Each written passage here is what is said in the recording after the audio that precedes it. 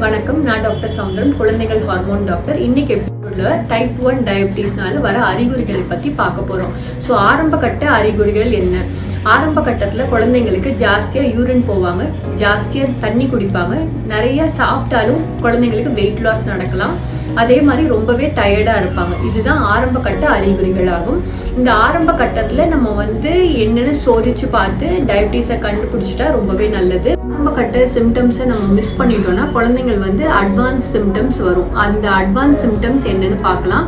குழந்தைங்களுக்கு மூச்சு ஜாஸ்தியா வாங்கும், வயிற்று வலி, வாந்தி, மயக்க நிலை வரலாம்.